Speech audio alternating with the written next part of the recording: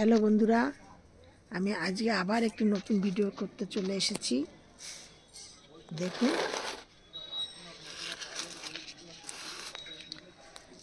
এই দেখুন, আমি চম্পা ব্লগ থেকে ভিডিও করছি। আমি চম্পা বলছি। আমি আপনাদের কাছে আমার একটি অনুরোধ, আপনাদের ঘরে যে সবজি কাটেন সেই সবজি কাটার 6টি জিনিস আপনারা কখনোই ফেলে দেবেন না।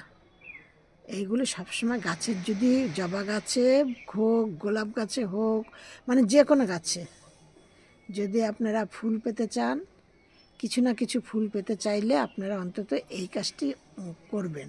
ওই 6টি কি 7টি সবজির খোসা কখনোই ফেলবেন না। না ফেলে সেই সবজির খোসাগুলোকে ভালো করে শুকিয়ে নিয়ে ডাস্ট করুন। ডাস্ট করে নিয়ে মানে প্রতি 7 দিন অন্তরে গাছের গোড়ায় 1 মুঠো করে দিয়ে দিন। একদম আর কিচ্ছু আপনাদের গাছের জন্য কোনো পরিচর্যা করতে হবে না। দেখুন, দেখছেন গাছে কত কুড়ি বা কত ফুল, কত, এই দেখুন, এই দেখুন, প্রচুর পরিমাণে কুড়ি রয়েছে।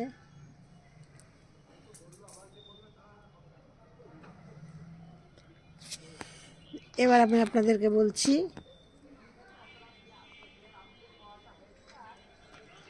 এবার আমি এই কাজগুলো, মানে অনেকে বলছে পিটুনিয়া গাছে সর্ষের খোল দেন, এই করেন, সেই করুন, খোল ভিজানোর জল দেন। আমি কিচ্ছু না, আমি শুধু আমার এই ভিডিওটি আপনারা শেষ পর্যন্ত দেখবেন। দেখলে আপনারা বুঝতে পারবেন আমি কিভাবে কি করেছি।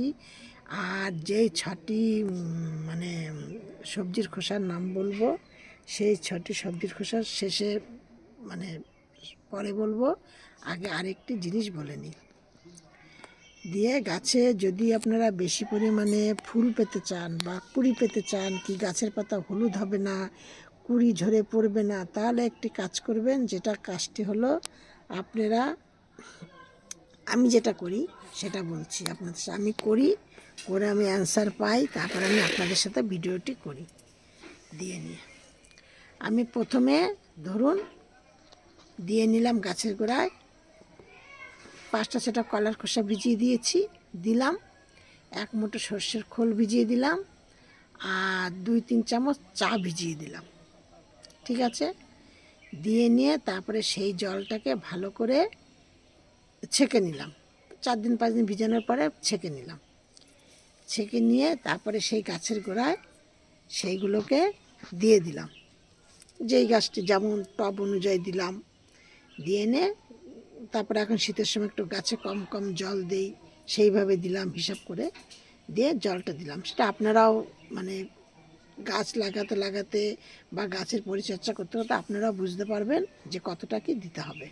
দিয়ে এবার দিলেন, দিয়ে নিয়ে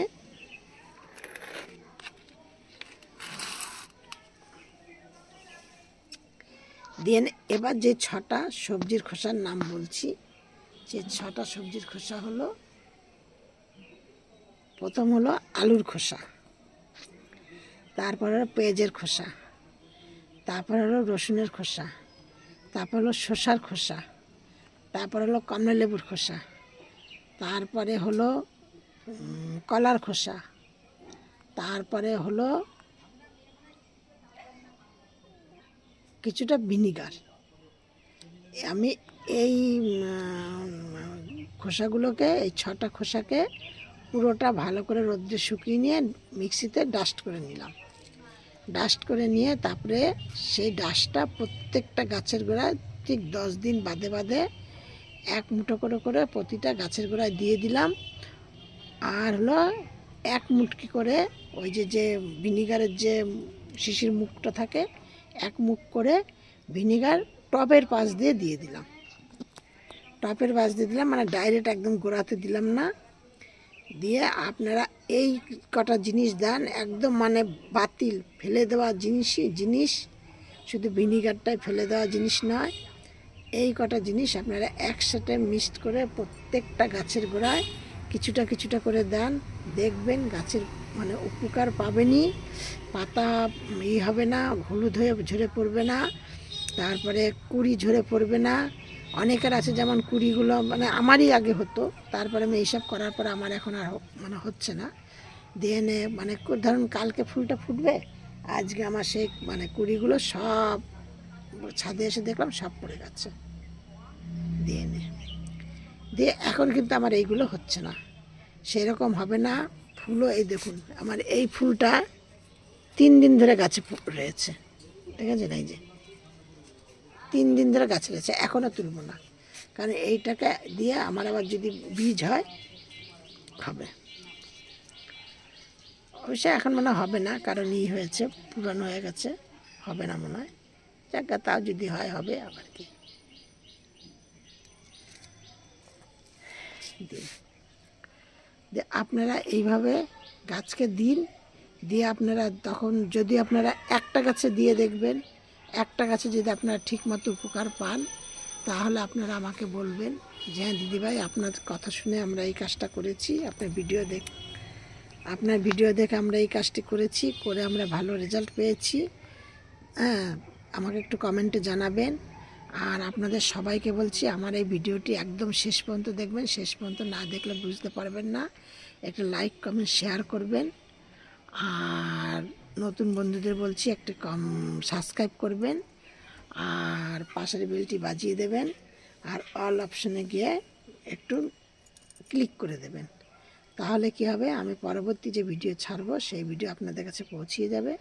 পৌঁছিয়ে গেলে আপনারা দেখলে আমার একটু উপকৃত হব, আর একটা করে সাবস্ক্রাইব করে দেবেন। এই ছিল আজকের আমার ভিডিও, আর বেশি বড় করলাম না, ছোট্ট মধ্যে ছাড়লাম। আর ভিডিওটি একদম শেষ পর্যন্ত দেখবেন। সব ভিডিওর মতো আমি আজকে আপনাদেরকে বলছি আপনারা সব ভালো থাকুন, সুস্থ থাকুন। নেক্সট ভিডিও আবার করব।